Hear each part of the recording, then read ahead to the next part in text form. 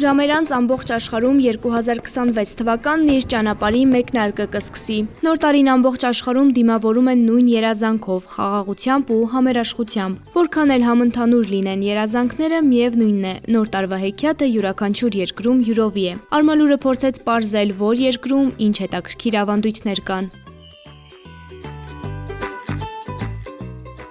Առաջին կանգառը Ֆրանսիան է, այստեղ ձմեռպապին անվանում են Պեր Նոել, որը թողնում է նվերները մանկական ոտնամանների մեջ, իսկ նա, ում բաժին է ընկնում կարկանդակի հատուկ հատիկը, դառնում է հատիկային թագավոր։ Գիշերը բոլորը պետք է ենթարկվեն նրա հրամաններին։ Եվ եթե Ֆրանսիայում նոր տարին հեքիաթային է, ապա Եվրոպայի այլ երկրներում այն լի է խորհրդանշական արարողություններով։ Անգլիայում կեսգիշերին բացում են տան ետևի դռները հին տարին դուրս բերելու, տան դիմացի դռները նոր տարին ներս թողնելու համար։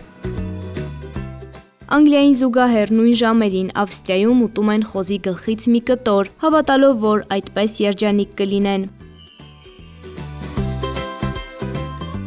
Մինչ Եվրոպայում նոր տարին դիմավորում են խորհրդանշական ուտելիքներով, Կուբայում հավատում են ջրի ուժին։ Այստեղ նոր տարվա նախօրեին ջրով լցված ամանեղենը դուրս են թափում պատուհանից, վստահ լինելով, որ այդպես գալիք տարին իրենց տուն մաքրություն կբերի։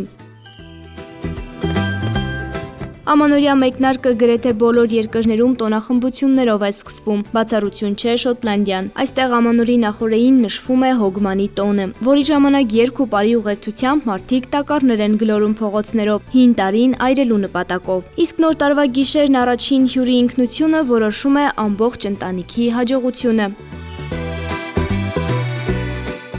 Խոզի ածրամիս, նրբաբլիթներ, աղցաններ, քաղցրավենիքներ։ Մեր երկրում ամանորի ավանդույթը կարծես թե շարունակվում է մնալ սեղաններն առատ ուտեստներով հագեցնելը։ Միայն թե չմոռանանք, որ տոնի իսկական խորհուրդը մեկն է՝ նոր տարին դիմավորել բարձր տրամադրությամբ։